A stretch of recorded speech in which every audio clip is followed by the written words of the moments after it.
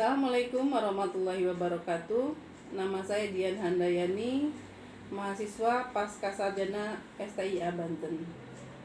Pada kesempatan kali ini, saya akan sumbang saran terhadap kebijakan yang akan dikeluarkan oleh BPJS, yaitu penghapusan sistem kelas rawat inap. Sebelum kita masuk ke kebijakan tersebut, alangkah baiknya kita mengetahui apa itu BPJS. BPJS itu adalah Badan Penyelenggara Jaminan Sosial yang merupakan lembaga khusus yang langsung bertanggung jawab kepada Presiden, di mana mereka menyelenggarakan jaminan kesehatan nasional bagi seluruh rakyat Indonesia. Setiap peserta BPJS dikenakan dana yang harus dibayarkan kepada BPJS sesuai dengan Perpres nomor 64 tahun 2020. Sedangkan kepesertaan BPJS itu sendiri terbagi dalam 3 kategori. Yang pertama itu bagi pekerja penerima upah atau PPU dikenakan iuran sebesar 5% dari upah yang mereka terima. Yang 4%-nya dibayar oleh pemberi kerja dan 1% dibayar oleh pekerja itu sendiri. Kemudian yang kedua, peserta PBI atau penerima bantuan iuran yang iurannya dibayarkan oleh pemerintah pusat dengan kontribusi pemerintah daerah sesuai dengan kemampuan pemerintah daerah masing-masing. Kemudian kelompok yang ketiga yaitu masyarakat bukan pekerja atau non-PBI. Mereka dipersilahkan memilih sesuai dengan kemampuan masing-masing, yaitu besaran iurannya yang kelas 1 itu 150.000 per orang per bulan. Kemudian yang kelas 2 itu 100.000 per orang per bulan, dan yang kelas 3 itu 35.000 per orang per bulan.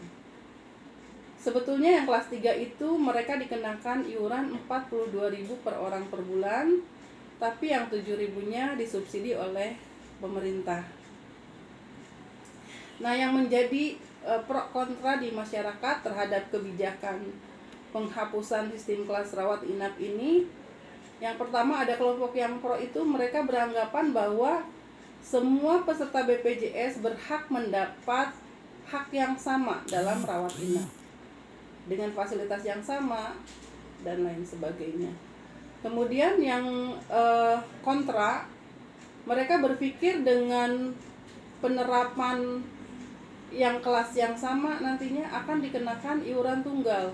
Jadi tidak ada lagi iuran BPJS yang berjenjang tadi yang 100.000, 150.000, 35.000, tapi nanti akan dikenakan iuran tunggal. Itu tentu saja sangat memberatkan masyarakat yang biasa membayar iuran sebesar 35.000. Bisa kita hitung ya, misalkan dalam satu keluarga yang mempunyai 4 anggota keluarga, kalau di kelas 3 mereka biasa iuran 35.000 itu berarti mereka hanya membayar 1.680.000 per tahun untuk keluarga tersebut. Tapi kalau dikenakan sistem iuran tunggal, kita analogikan misalkan yang tertinggi itu 150.000. Kalau kita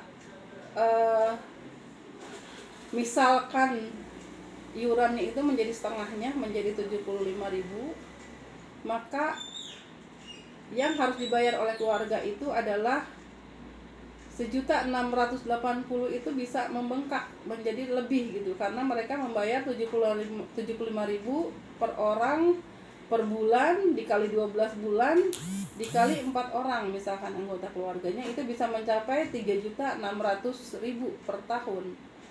Jadi ada selisih 2 juta, dan bagi sebagian orang uang 2 juta itu tidak sedikit ya. Dan memang sampai saat ini besaran iurannya masih menjadi pembahasan. Berapa nanti kira-kira yang akan dikenakan iuran oleh BPJS sebagai iuran tunggal tersebut.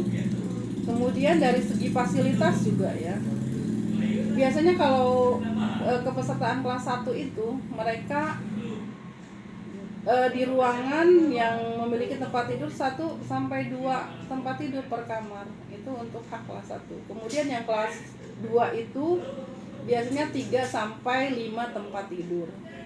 Kemudian yang kelas 3 itu 4 sampai 6 tempat tidur. Nah, untuk kamar rawat inap standar atau KRIS yang akan diterapkan oleh BPJS setelah ada iuran tunggal tadi, ada penghapusan kelas, maka KRIS untuk PBI itu 6 tempat tidur per ruangan. Kemudian untuk yang non PBI 4 tempat tidur dalam 1 ruangan. Itu bisa dibayangkan ya, yang biasanya kita nyaman dengan 1 orang per kamar, jadi harus berbagi kamar. Itu tidak nyaman untuk pasien tersebut juga yang nunggu, karena biasanya kebiasaan di masyarakat kita yang nunggu itu biasanya lebih dari 1.